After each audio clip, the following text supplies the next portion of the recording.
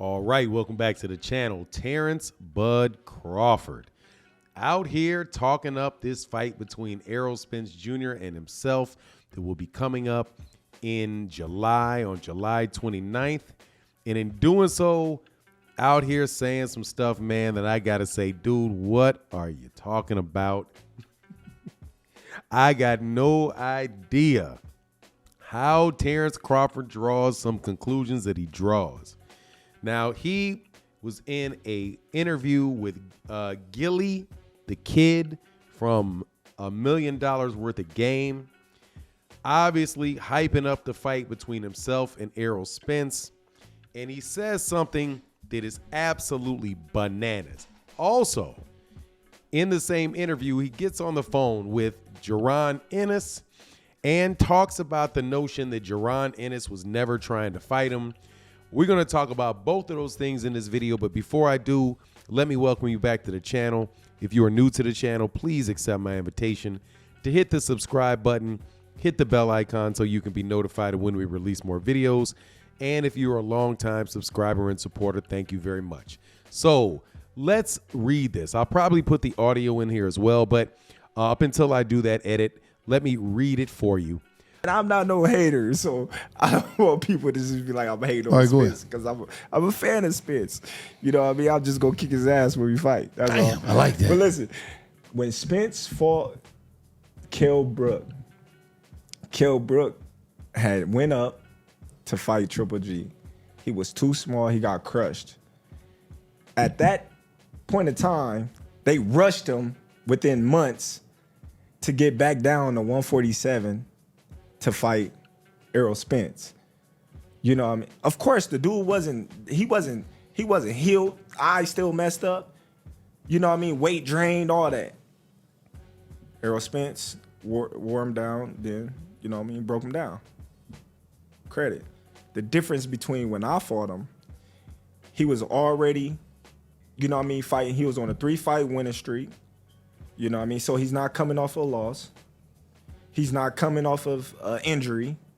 The man said it out his own mouth, this is the best I ever felt in my career. You know what I mean? And that is that. So, first things first. Let's fact check this. Errol Spence Jr. Terence Crawford fought Gennady Golovkin in September of 2016. He did not fight Errol Spence Jr. until 7 months later.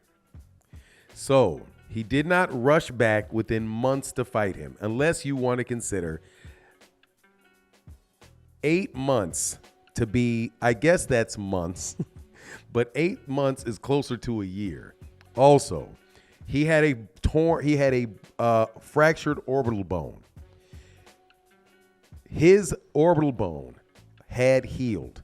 He had had surgery on his orbital bone, and that orbital bone had healed. Otherwise, he would not have made it back to the fight. Now, also, the idea that Kell Brook was not weight drained when he fought Terence Crawford, please understand that it's when Errol Spence Jr., 6 months before Kell Brook fought Gennady Golovkin, he weighed in at 146 pounds against Kevin Bezier. Then he fought Gennady Golovkin and weighed in at 159. He came back and fought Errol Spence Jr. at 146. So he really only went up for one fight. However, let's then look at what he fought at when he fought Terence Crawford. Now, first, Terence Crawford says that he was on a 3-fight winning streak. Yes, but two of those fights were in 2018. In March against Rebchenko, and in December of 18 against Zarafa. He did not fight again until he fought DeLuca. He had fought one time in 2 years by the time he fought Terence Crawford.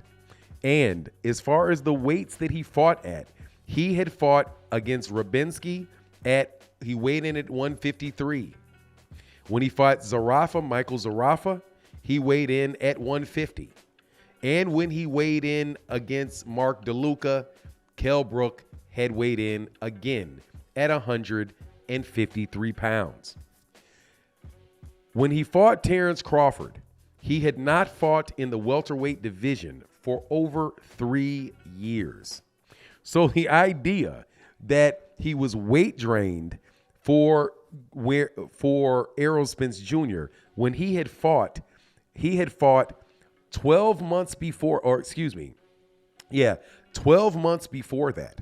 Less than 12 months before that, actually. Less than 12 months, 14 months, excuse me. When he had fought in that weight class 14 months before that against Bezier. But he wasn't weight drained when he had not made that weight in over 3 years when he fought Errol Spence. Nah, really not trying to hear it. And then in the very next fight that Kell Brook had after Terence Crawford, he fought Amir Khan and again fought above the 147-pound weight division by weighing in at 184 and a quarter pounds.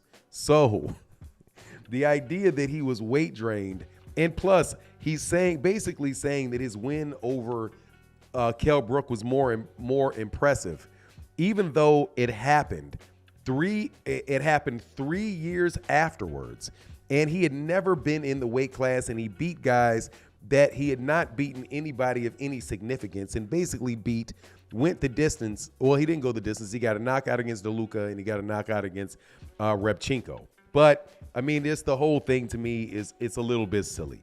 Also, he addressed what was going on with Jaron Ennis. Jaron Ennis says that he's been calling out Terence Crawford since 2018. He's been calling out all of the big fighters since 2018. Terence Crawford says that is not true. Go to sleep. Go ahead. You dreaming, man. You talking in your dreams, Don't man. want my fight. Yo, we asked for that fight plenty of times, yo. Plenty of times. When? Plenty of times. What's plenty? When? Man, you already You know. fronting. You know what's You up. fronting now. Don't front for Gilly now. No fronting. No All fight. Keep it a being, though. We All know we asked for that fight plenty of times. When? That's what I'm saying. When? You keep saying keep it a buck. I'm saying when. Plenty of Now times. you saying one thing and your dad saying another. However, it is true. Jaron Ennis has been calling out the top fighters in boxing since 2018. And he's been in that division since that entire time. What people fail to realize about Jaron Ennis is that Jaron Ennis turned pro in 2016. He may have actually turned pro in 2015. Nope, he turned pro in 2016. At the end of 2018, Jaron Ennis had 21 fights. So I don't understand why it would be hard for people to believe that he was calling out Terence Crawford and calling Errol Spence Jr. out at that time. He was. I do recall him saying that he was ready for the top fighters in the world and that he had been ready for a while. And it's not inconsistent with what Devin Haney has said about Vasily Lomachenko and calling for a fight with Vasily Lomachenko 4 years ago. Now, was Terence Crawford beholden to fight him? No. But the idea that Jaron Ennis doesn't want to fight him, that's what I think is a stretch. But anyway, that's my take on the matter. You let me know what you think in the comment section. And with that, I'm out. Peace.